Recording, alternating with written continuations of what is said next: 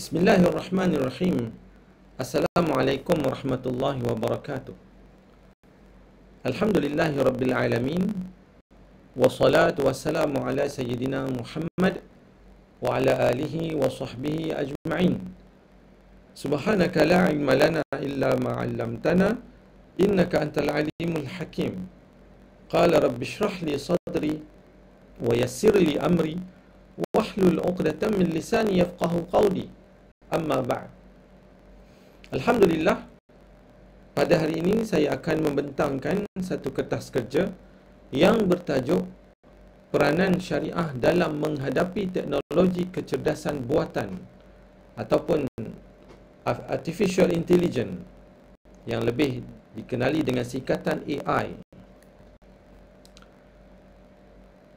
Pada hari ini kita dapat saksikan betapa perkembangan teknologi kecerdasan AI ini semakin pesat dan ianya turut mempengaruhi kehidupan manusia, termasuklah dalam aspek kewangan, kesihatan, pendidikan, keselamatan dan pentadbiran. AI juga turut menimbulkan pelbagai persoalan seperti persoalan berkaitan etika, undang-undang dan kemanusiaan. Contohnya, siapa yang bertanggungjawab apabila berlaku kesilapan AI? Bagaimana memastikan data tidak disalahguna? Adakah AI boleh menggugat maruah dan peranan manusia? Itu adalah sebahagian persoalan yang seringkali ditanya. Dari perspektif syariah, semua persoalan ini sudah pasti perlu dijawab berdasarkan prinsip asas Islam yang menekankan keadilan, amanah, tanggungjawab dan pemeliharaan maqasid asy-syariah.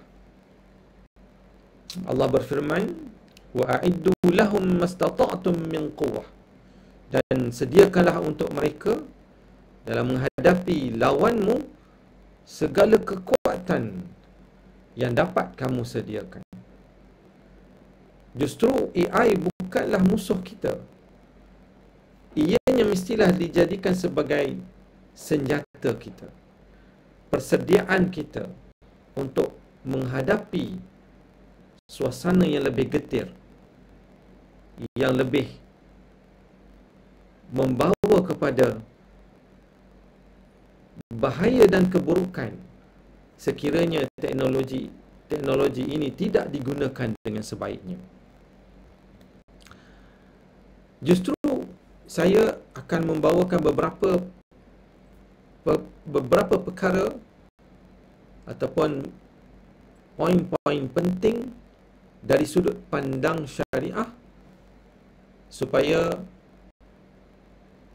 syariah dapat membantu mereka yang menggunakan AI agar penggunaan itu selari dengan tuntutan Islam, tidak bercanggah dengan mana-mana perintah Allah Subhanahu wa taala, yang akhirnya AI tidak akan menjadi musuh kita, tetapi ia akan menjadi pendukung kita. Ia boleh digunakan sebagai satu wasilah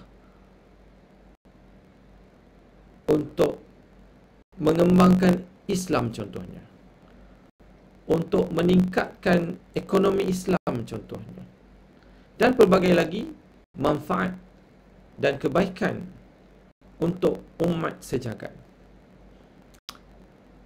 Yang pertama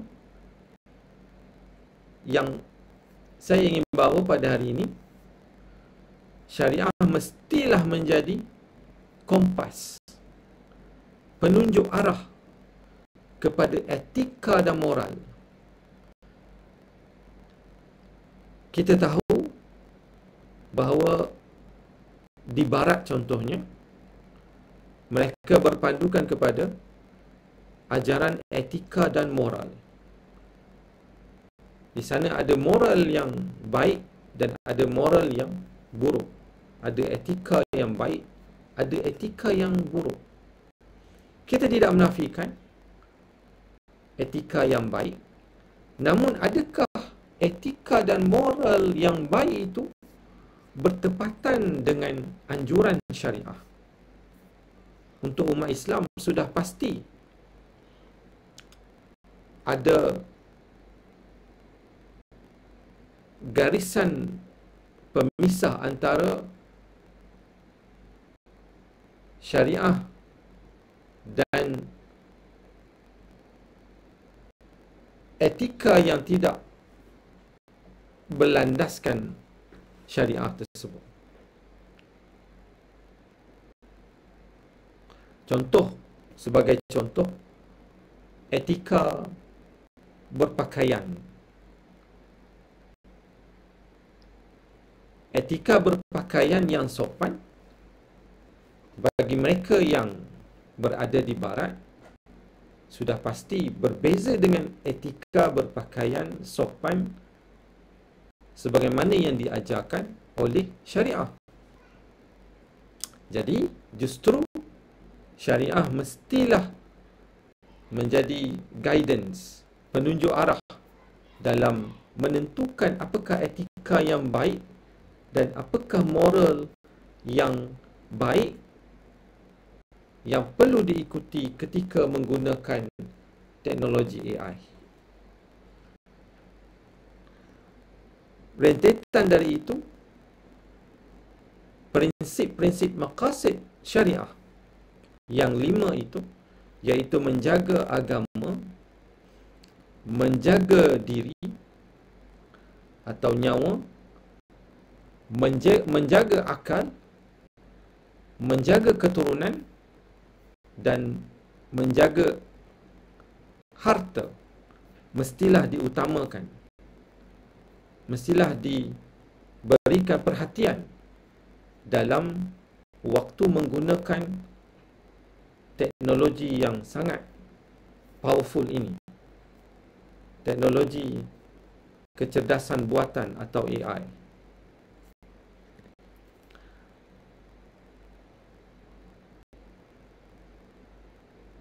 Justru segala bentuk pembangunan AI perlu dinilai berdasarkan sejauh mana ia menjaga atau menjejaskan 5 perkara utama ini.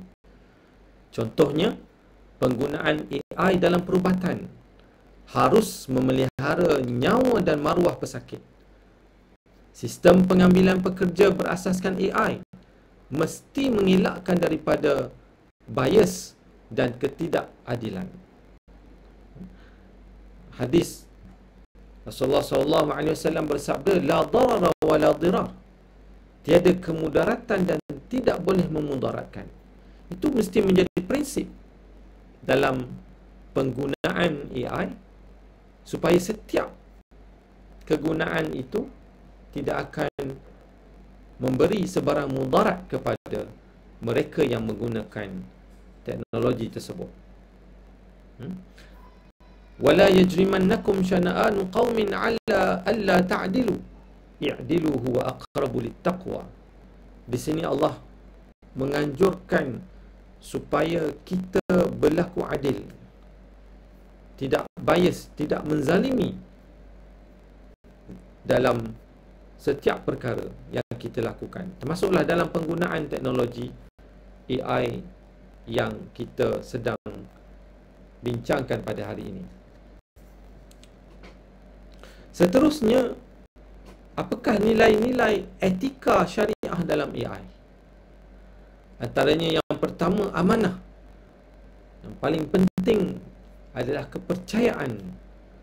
Manusia wajib memastikan AI digunakan secara bertanggungjawab, bukan untuk menipu atau menzalimi. Yang kedua, keadilan, al-adl. AI tidak boleh menghasilkan keputusan yang berat sebelah atau diskriminasi algoritma. Yang ketiga, karamah insani.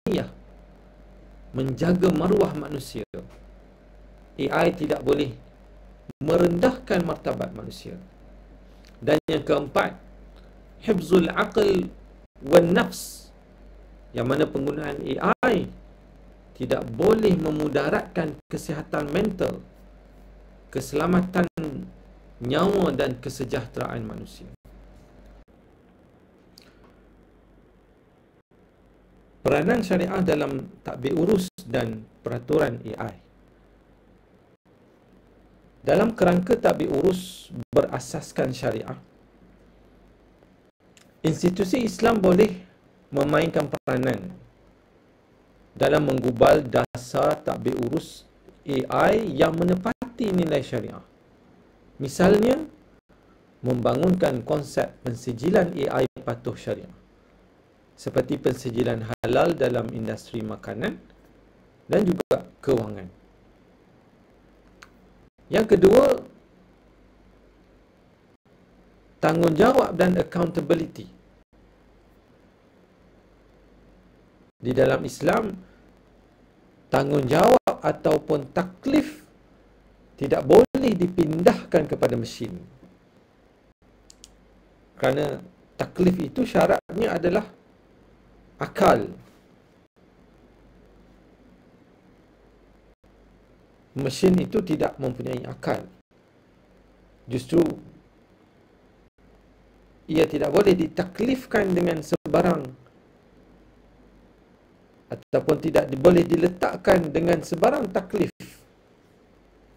yang membawa kepada dosa dan pahala kepada mesin tersebut. Oleh itu, pencipta atau pereka,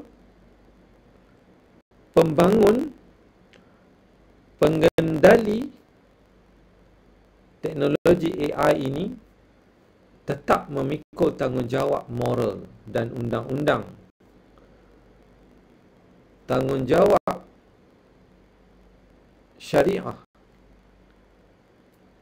kesan daripada keputusan yang dibuat menggunakan AI.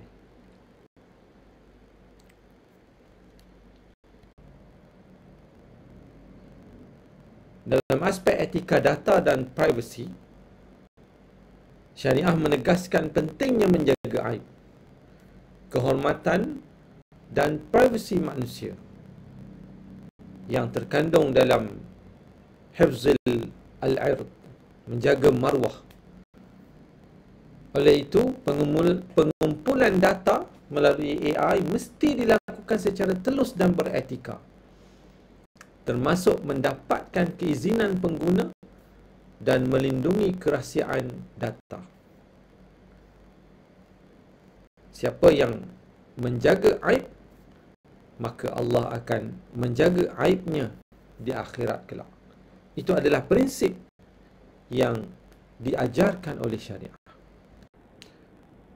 Peranan fiqh dan ijtihad dalam era AI.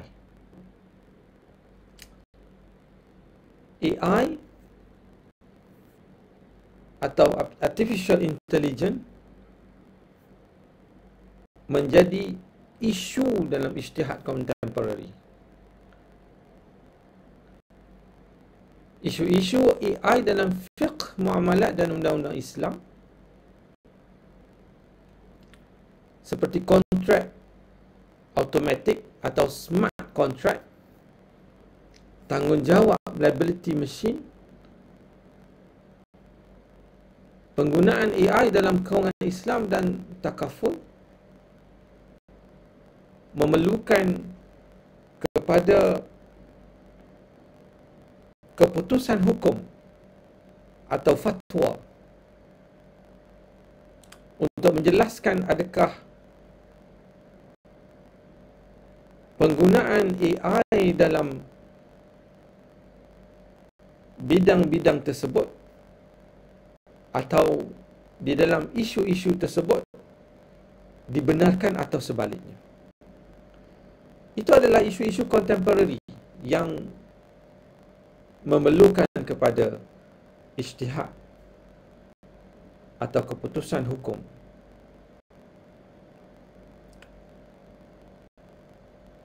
Para ulama khususnya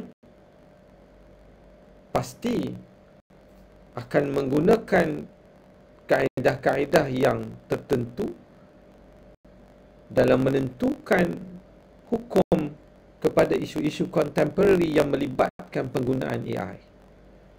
Qiyas, istihsan, masalah mursalah antara instrumen di dalam pengeluaran fatwa yang boleh digunakan oleh para ulama untuk memastikan fatwa yang memudahkan, fatwa yang menjadikan penggunaan AI itu berlandaskan kepada hukum syarak dan prinsip syariah yang sebenar.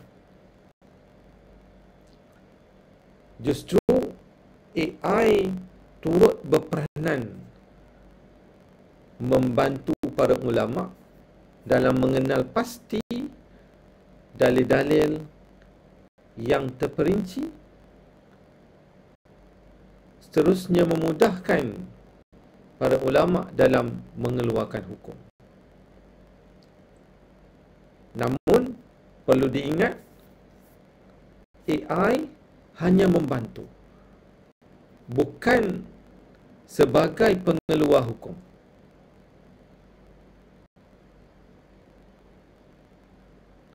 Tanggungjawab pengeluaran hukum itu masih terletak di atas bahu para ulama dan para cendekiawan Islam di dalam bidang-bidang mereka.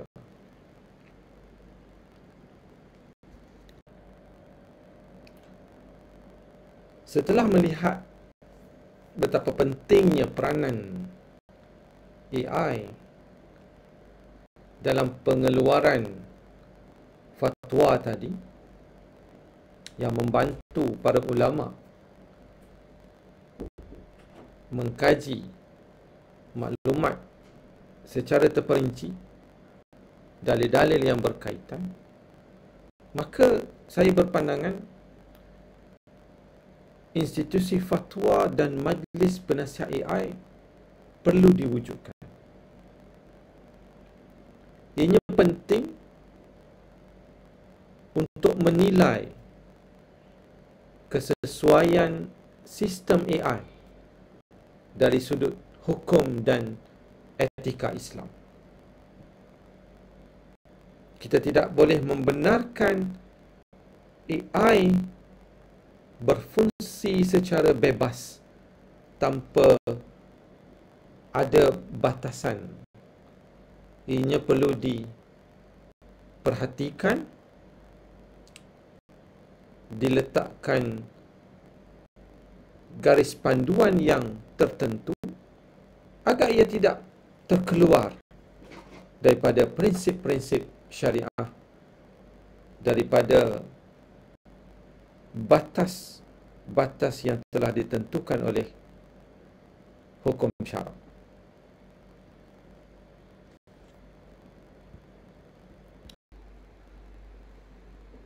Dari sudut aplikasi praktikal syariah dalam AI, seperti dalam kewangan Islam dan takaful, pastikan AI tidak terlibat dengan riba, gharar dan maisir. Yang kedua, dari segi kesihatan, gunakan AI untuk melindungi dan meningkatkan kualiti hidup. Dari sudut hifzun nafs. Yang ketiga, dari sudut keselamatan dan ketenteraan, kita mesti mengelakkan AI digunakan untuk menzalimi atau membunuh tanpa sebab yang dibenarkan syarak. Dan dari sudut pendidikan dan dakwah, AI boleh menjadi alat untuk menyebarkan ilmu dan kefahaman Islam dengan lebih meluas jika digunakan secara beretika. Manakala dari sudut implikasi falsafah dan teologi, kita lihat konsep akal dan kecerdasan. AI hanya meniru fungsi otak, tetapi AI tidak memiliki akal yang diberi oleh Allah Subhanahu Wa Taala.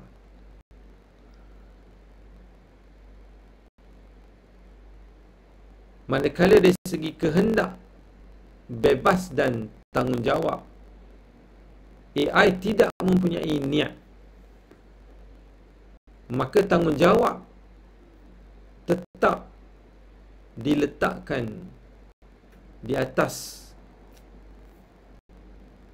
kebertanggungjawaban manusia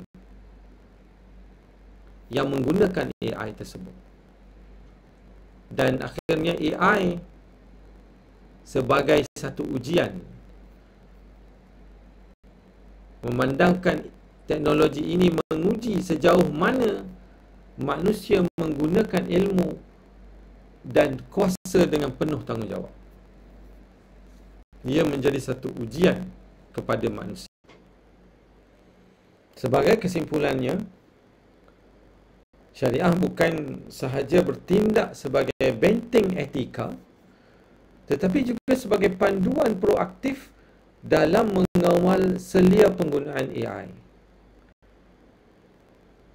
Antara cadangan yang boleh diutarakan bagi memastikan penggunaan AI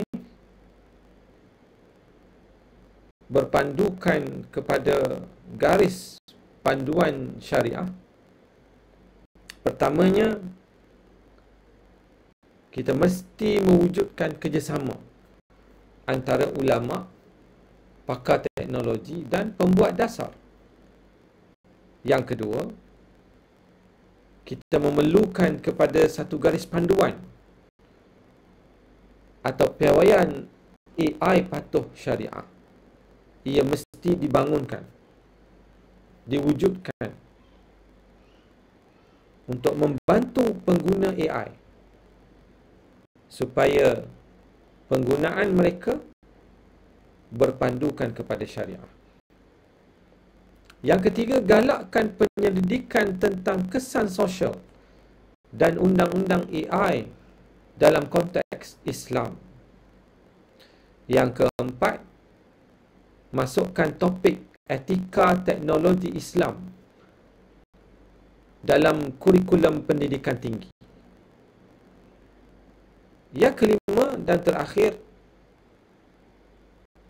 gunakan prinsip maqasid syariah untuk menilai setiap inovasi AI agar ia membawa manfaat atau maslahah dan mengelakkan kemudaratan atau mafsadah.